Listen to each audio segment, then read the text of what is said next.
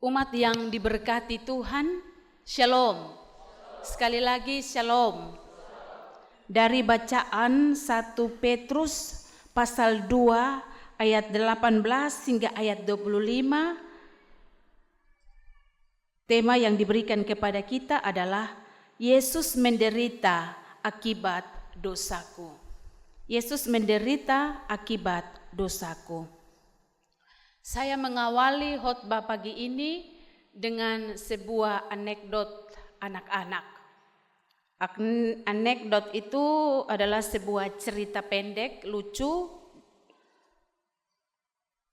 dan mengesankan. Ada dua orang sahabat anak-anak. Sahabat mereka adalah tempat saling curhat. Suatu ketika salah seorang datang kepada temannya, sahabatnya. Dia bermuka muram, lalu ditanya oleh temannya, "Kenapa?" Dia menjawab, "Hidup saya ini terlalu menderita. Terlalu banyak masalah dan terlalu banyak hal yang harus saya dituntut untuk saya jalani. Taat kepada orang tua, waktu jam yang diatur, waktu jam bermain yang diatur, tidak boleh melawan orang tua, dan sederetan pengeluhan-pengeluhan lainnya yang menurut anak ini membawa dia dalam kehidupan yang penuh penderitaan." Lalu temannya ajak dia, "Saya tahu satu tempat yang tidak ada masalah dan tidak ada penderitaan." Dengan semangat temannya bertanya, "Di mana?" "Saya mau ada di situ." Dan kemudian singkat cerita temannya mengajak dia berjalan cukup jauh menuju suatu tempat. Mereka tiba di sebuah pekuburan pemakaman umum. Dan kemudian temannya bilang begini, "Hanya orang mati yang tidak lagi hidup dalam masalah dan lepas dari penderitaan." Bapak, mama, saudara-saudari yang terkasih, penderitaan selalu ada dalam hidup kita. Bagaikan bayang-bayang maut, dia akan selalu menyertai hidup kita. Walaupun faktanya yang tidak dapat terhindari bahwa penderitaan itu selalu ada, tetapi di tengah-tengah kehidupan ini banyak orang menolak penderitaan, tidak mau ada dalam penderitaan. Dan di minggu sengsara yang kedua ini, dalam perenungan akan penderitaan Yesus, kita mau belajar tentang makna penderitaan. Bacaan kita merupakan surat yang ditulis oleh Petrus kepada jemaat Tuhan yang hidup sebagai perantau atau pendatang di, kalau pasal 1 ayat 1, di Pontus, di Galatia, Kapadokia, Asia Kecil, dan Britania. Kebanyakan mereka adalah para budak, dan hidup mereka itu berarti bergantung pada tuannya. Seorang budak milik tuannya. Mereka tidak punya hak hukum, hak hidup dan kemerdekaan ditentukan oleh sang tuan. Karena itu kebanyakan mereka budak-budak hidup dalam penderitaan. Dalam kondisi ini ada kecenderungan budak-budak untuk melakukan perlawanan. Ada juga yang memberontak, bahkan membalas tindakan-tindakan para majikannya.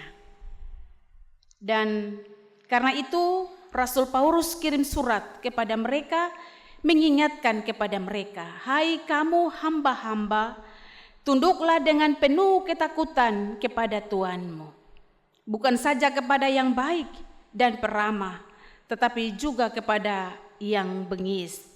Ini bukan berarti Petrus mau terima dengan yang namanya perbudakan, tetapi Petrus mau ajar kepada umat Tuhan di perantauan untuk belajar taat dan setia dalam kehidupan sebagai anak-anak Tuhan.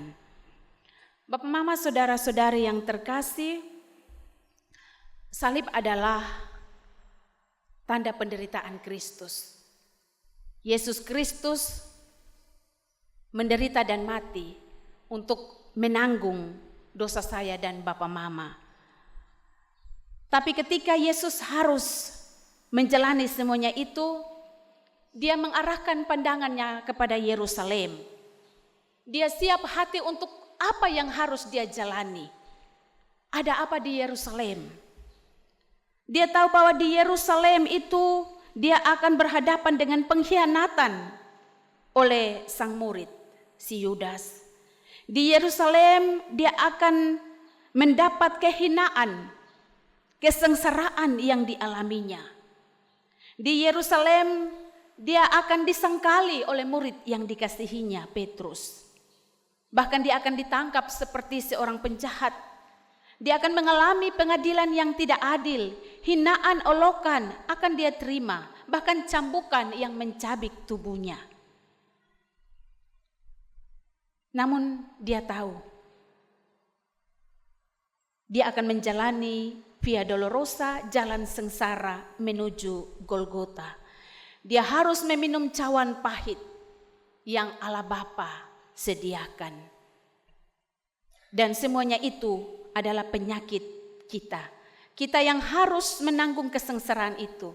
Tetapi di Golgota, Yesus pikul bawa semuanya itu dengan mempersembahkan hidupnya dalam penderitaan dan kematiannya. Yesus menderita akibat dosa kita, saya dan Bapa Mama. Tetapi Yesus setia dalam penderitaan itu. Bukan berarti Yesus tidak bergumul. Dia bergumul untuk itu. Bahkan dalam doanya, Yesus bilang, "Ya Bapa, kalau bisa, cawan ini lalu daripadaku. Tetapi jangan menurut kehendakku, melainkan kehendak-Mu." Yesus belajar melihat bahwa dia minta kepada Bapa bukan untuk menghindari penderitaan itu. Tetapi dia minta kekuatan untuk terima dan jalani penderitaan itu. Karena apa? Karena Yesus tahu bahwa dia datang ke dunia untuk menyelamatkan saya dan Bapa Mama. Dan jalan Via Dolorosa itu yang harus dia tempuh. Dan Alkitab mencatat Yesus setia sampai mati. Makna penderitaan apa yang kita mau belajar daripada Yesus? Penderitaan akan selalu ada dalam bagian kehidupan kita. Apapun alasannya, ada penderitaan yang timbul karena kesalahan kita. Mencuri, melakukan persinahan, hidup dalam ketidaknyamanan, dipenjara karena perbuatan-perbuatan kejahatan yang kita buat. Tetapi ada juga penderitaan yang kita alami bukan karena kesalahan-kesalahan kita. Harus hidup dalam kebenaran di tengah lingkungan yang tidak benar. Kadang kita dibuli, dianggap sok suci, sok saleh. Tetapi Yesus mau ingatkan dan Yesus telah teladani bahwa lihat penderitaan itu sebagai bagian yang harus kita jalani. Berbagai peristiwa-peristiwa yang terjadi dalam hidup kita ini terjadi dalam izin dan pengetahuan Tuhan. Tidak secara kebetulan. Dan bagian kita adalah belajar memaknai apa maksud Tuhan lewat berbagai penderitaan ini. Karena Yesus tahu makna penderitaannya. Tujuannya adalah membawa keselamatan bagi saya dan Bapa Mama. Karena itu sekalipun dalam kegalauan hati Yesus, dia fokus pada tujuannya. Bapak, Mama, dan saudara-saudari yang terkasih, banyak orang Kristen menolak penderitaan. Dia tidak ingin hidup bersama Yesus yang menderita. Tapi dia mau menikmati berkat yang melimpah dari Yesus yang menderita itu. Dari hal ini perlahan-lahan kita akan sampai pada laku hidup beriman yang bersandar pada kenikmatan hidup semata. Ikut Tuhan, percaya Tuhan karena janji hidup yang baik, dan hidup yang penuh berkat. Serta-merta dan tidak sadar kita menolak jalan penderitaan. Padahal iman Kristen minus penderitaan adalah iman Kristen yang anti jalan Kristus. Itu berarti penderitaan adalah bagian dari kehidupan kita anak-anak Tuhan. Yang kita perlu buat adalah Tuhan kasih pundak yang kuat untuk pikul salib penderitaan ini. Apa yang Tuhan izinkan? Saya seperti pribadi yang apa menurut Tuhan lewat penderitaan ini. Sambil terus memandang setia kepada Yesus. Bapak, mama, saudara-saudari yang terkasih, penderitaan memang menyakitkan. Dia menimbulkan luka. Tetapi manusia tidak pernah sendiri menghadapi penderitaan. Kalau Yesus dalam ketakutannya berdoa kepada Bapa di sorga, maka kita pun demikian. Jangan kemudian penderitaan membuat kita meninggalkan Tuhan. Tetapi justru penderitaan membawa kita untuk semakin dekat kepada Tuhan. Mencari Tuhan, berlutut, bersimpu di bawah kaki salib Tuhan. Nyawa Dia berikan kepada kita. Apa arti masalah kita dalam hidup ini? Penderitaan adalah bentuk kasih Allah yang begitu besar. Kita harus dimusnahkan, dibinasakan karena kejatuhan nenek moyang kita Adam dan Hawa. Tetapi Allah mengasihi kita. Upaya demi upaya yang manusia buat dalam pemberian, dalam pelayanan, menjalankan liturgi-liturgi keagamaan tidak mampu membawa kita yang tadi karena jatuh dalam dosa diusir dari hadapan Allah, kembali dilayakan di hadapan Allah. Karena itu Allah yang berinisiatif. Putranya Yesus Kristus harus turun ke dalam dunia ini. Menjalani via dolorosa, jalan penderitaan. Sampai mati di atas kayu salib. Untuk saya dan Bapa Mama. Belajar daripada Yesus. Kita anak-anak yang sudah ditebus. Ditebus dan diberikan mahkota kehidupan. Penderitaan hanyalah bagian kecil daripada berbagai warna kehidupan yang harus kita jalani dalam hidup ini. Sebagaimana Yesus fokus pada tujuan hadirnya Dia di dunia ini untuk selamat saya dan Bapa Mama, maka untuk tetap memegang keselamatan yang kekal itu, biarlah kita tetap ada dalam kesetiaan, hidup dalam kebenaran sebagai anak-anak Tuhan.